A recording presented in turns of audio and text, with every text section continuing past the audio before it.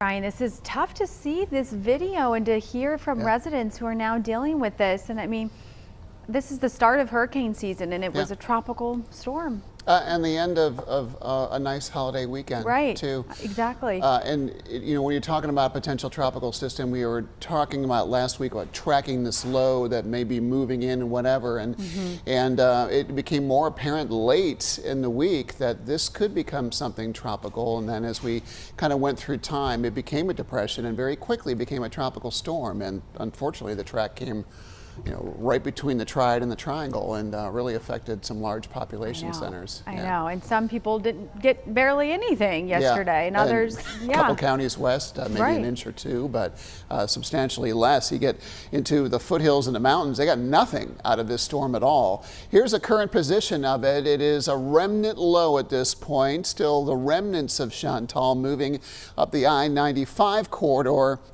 Some heavy pockets of rain moving over the Chesapeake Bay as we speak, but this is moving more quickly now than it was when it was moving through our area. So you don't get the duration of the rain that we had yesterday. For hours on end, we had a steady rain, and sometimes it was heavy, and it creates a bullseye like this where portions of Alamance and Orange and Moore County, getting down into parts of western Lee County, Person and Caswell County saw some of the biggest rainfall totals, and in some cases over 7 of 8 inches of rain in a relatively short period of time. And that's why we're still dealing with some residual flooding.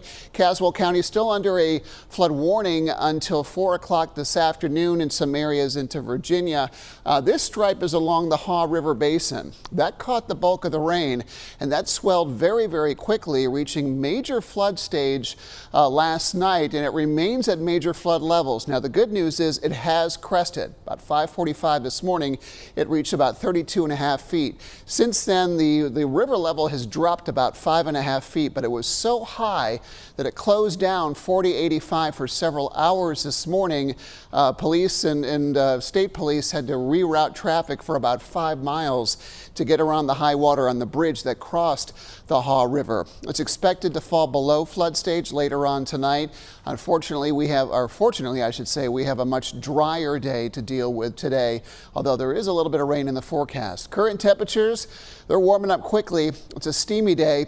One thing that tropical systems do is they leave a lot of moisture behind. So the thick, humid air is back, and we need a cold front to help squeeze it out. We don't really have anything like that coming through anytime soon. The dew points are in the lower 70s. That is, dare I say, gross air outside, especially with afternoon temperatures getting into the 90s already. It feels like low to mid 90s outside from Wilkes County in the foothills all the way through the Piedmont Triad today. So your Triad forecast will bring back some afternoon clouds. Rain chances are pretty limited, but we will call for a few stray showers or thunderstorms. Could produce some heavy pockets of rain, hopefully not over the flooded areas. High temperatures in the lower 90s, but it will feel more like upper 90s to near 100 degrees in some of those warmer areas today. We won't be quite as warm in the foothills. High temperatures near 90. I've added an extra burst of rain in the afternoon, 30% rain chance for you, as well as the mountains will have a 20 to 30% chance with high temperatures in the mid 80s this afternoon, staying pretty steamy through the night. You can see as we go through the hour by hour forecast, coverage is pretty low, pretty spotty for today. Things reset in the evening. Once the sun gets low, any storms that are around should collapse. Tomorrow, another warm day. I don't think we get into the mid 90s, but it'll be warm enough to really help spark a few extra showers and thunderstorms tomorrow afternoon. So we've raised coverage a bit for Tuesday, and it looks even wetter for Wednesday and for Thursday. We may have to call for some impact weather. Tomorrow is a weather impact day.